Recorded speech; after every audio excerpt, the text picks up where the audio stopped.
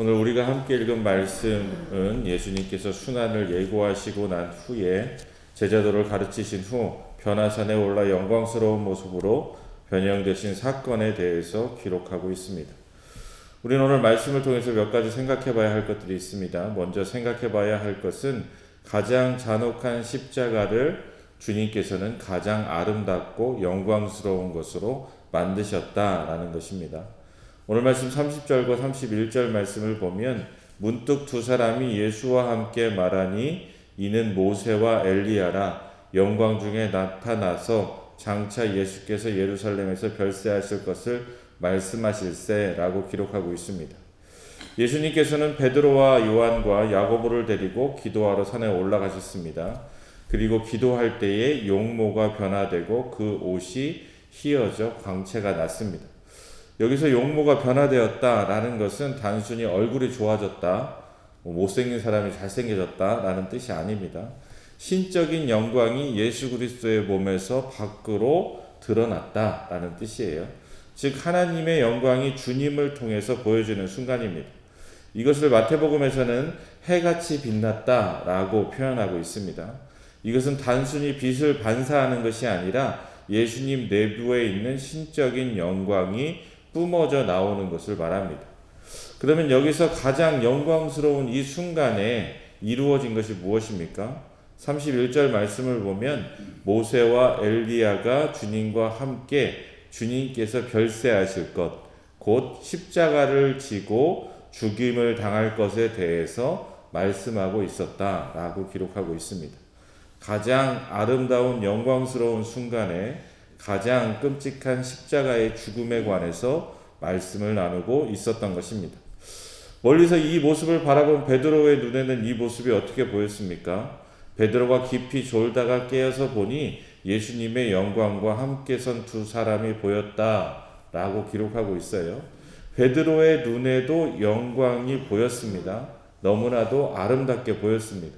얼마나 아름다웠냐면 이곳에 초막을 짓고 내려가지 말자라고 말할 정도로 아름답게 보였습니다. 얼마나 황홀하고 아름다운 광경을 보았습니까?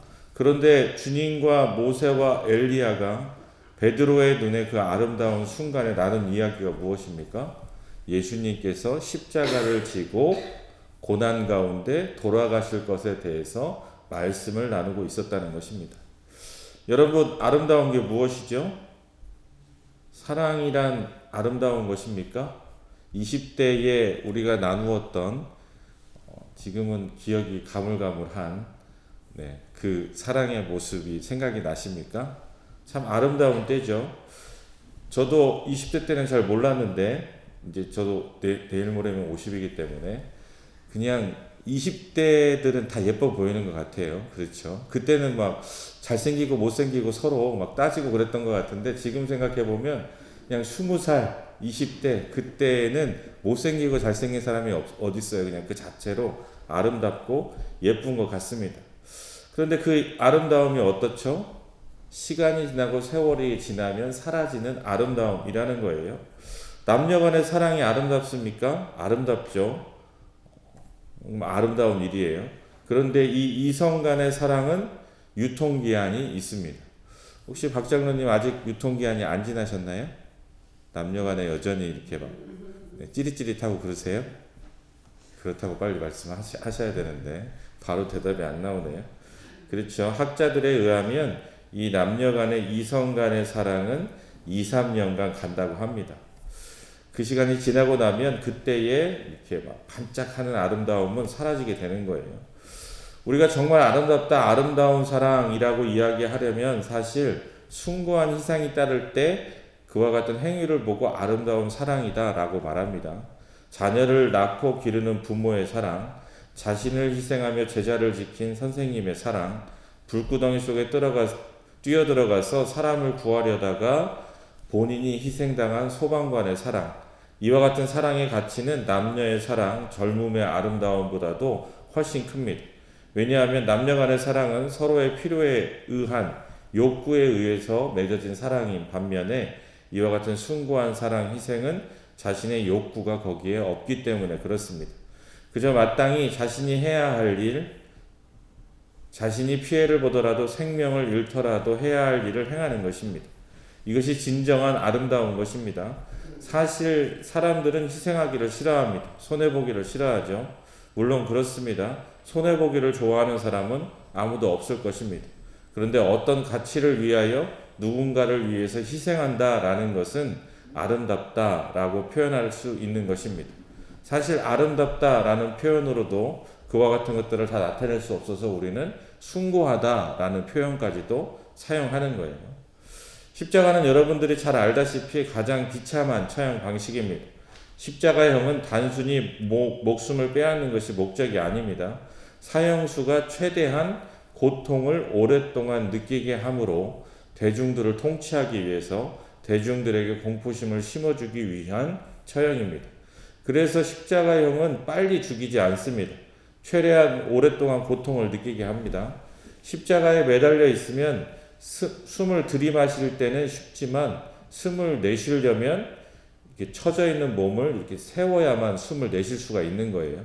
그러니까 숨을 쉬려면 숨을 내쉴 때마다 몸을 이렇게 세워야 숨을 쉴 수 있게 됩니다. 그래서 발에 못을 박아 놓거나 발을 꽁꽁 묶어 놓으면 그때마다 고통을 참아야 숨을 쉴 수가 있는 거예요. 그러다가 어떻게 됩니까? 기력이 떨어지고 더 이상 체력이 되지 못하면 자기의 몸을 들어올릴 수 없게 됩니다. 그러면 숨이 막혀서 질식해서 죽게 되는 거예요.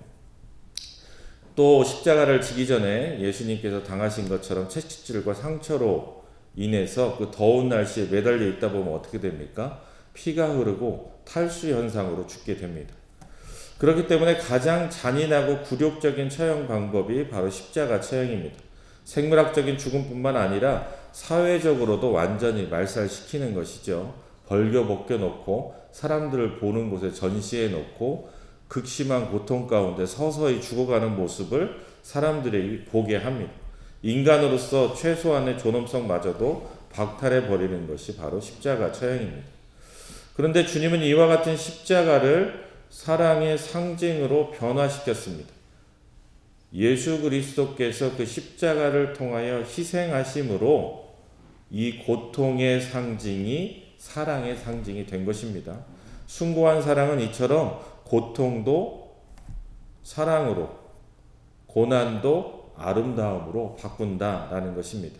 사람들은 쾌락을 쫓아 살아갑니다. 자신의 욕망을 채움으로 얻어지는 쾌락을 추구합니다.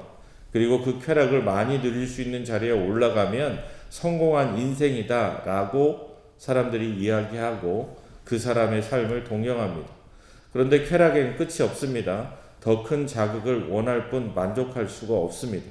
결핍 속에 더 큰 욕망을 품게 하는 것이 바로 우리 인생의 한계이고 욕망으로 인한 우리의 인생이 어떻게 망가지는지를 잘 보여주는 것입니다. 그러나 숭고한 사랑은 고통마저도 아름답게 만듭니다. 부족해도 평안을 얻게 합니다. 어떠한 상황 속에서도 소망을 품게 만듭니다. 주님이 보여주신 사랑을 이루는 거룩한 삶을 살아감으로 생명의 면류관을 얻는 우리가 되었으면 좋겠습니다. 그리고 또 생각해 봐야 할 것은 말씀의 의미를 바로 알지 못하면 헛된 망상 속에서 살아갈 수 있다라는 것입니다. 오늘 말씀 33절을 보면 두 사람이 떠날 때에 베드로가 예수께 여짜오되 주여 우리가 여기 있는 것이 좋사오니 우리가 초막 셋을 줄 때 하나는 주를 위하여 하나는 모세를 위하여 하나는 엘리야를 위하여 하사이다 하되 자기가 하는 말을 자기도 알지 못하더라 라고 기록하고 있습니다. 주님과 엘리야, 모세의 대화를 본 베드로의 반응입니다. 예수님께서 사역을 하던 때를 기준으로 보면 모세는 약 1500년 전 사람이고 엘리야는 900년 전 사람입니다. 그런데 그 사람들이 나타나 주님과 대화를 나누고 있습니다. 그때의 주님의 모습은 그 얼굴이 해같이 빛나며 옷이 빛과 같이 휘어지는 그 영광 속에 있었습니다. 아마도 엘리야와 모세의 모습도 그러했을 것입니다.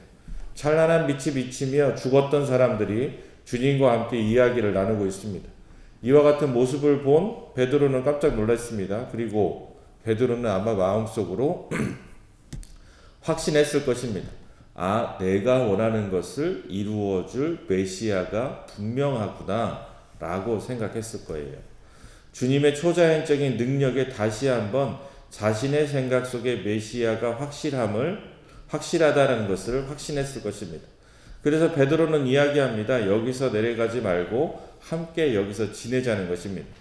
이것이 무엇을 의미합니까? 이러한 초자연적인 능력이면 여기에 집 짓고 여기를 본부로 삼아 여기를 바탕으로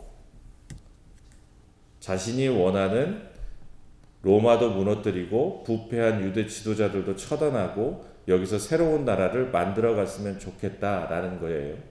예수님께서 순환을 얘기하셨기 때문에 십자가 지러 가실 필요가 뭐가 있습니까?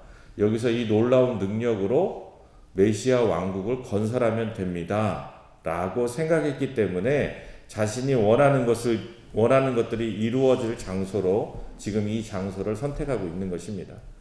이 모든 것은 베드로의 망상 때문입니다. 그는 주님이 오신 이유에 대해서 전혀 알지 못했고 알려고도 하지 않았고 자기 생각 속에 갇혀 있었기 때문에 주님이 어떤 이야기를 하여도 자신의 망상 속에서 주님의 말씀을 착각해서 생각합니다. 그러면 이것이 베드로의 모습뿐입니까? 그렇지 않습니다. 우리의 모습이기도 하다라는 것을 우리는 잊어서는 안 됩니다.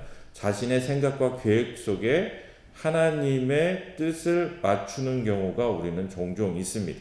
그리고 내 뜻대로 되기를 간절히 바랍니다. 그 길로 가면 죽음의 길인데도 우리는 그것을 모르고 착각 속에서 그것만 이루어지면 우리의 삶이 형통할 것이다 라고 생각하며 하늘의 뜻을 이루기보다는 나의 욕망을 향해 달려갈 때가 많습니다. 베드로는 그 의미를 알지 못했기에 신앙을 포기하고 결국에는 도망쳤습니다. 십자가의 죽음 앞에 베드로는 그 모든 일들을 감당할 수 없었습니다.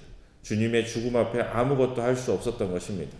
부활하실 것이라는 말씀도 기억하지 못하고 절망합니다. 진정한 아름다움이 무엇인지 그 의미에 대해서 베드로는 전혀 알고 있지 못했습니다. 주님께서 부활 승리하실 수 있었던 이유는 돌아가셨기 때문입니다. 그것이 진정한 아름다움이 되고 승리가 되는 것입니다. 망상 속에서 신앙생활하는 것이 아니라 주님께서 이 땅 가운데 오셔서 보여주신 참된 신앙의 길, 참된 진리의 길을 깨달아 알아 저와 여러분이 주님께서 걸어가신 그 길을 함께 따라 살아감으로 하늘에서 주시는 참된 복과 영생의 복을 누리는 저와 여러분 될 수 있기를 주님의 이름으로 소망합니다.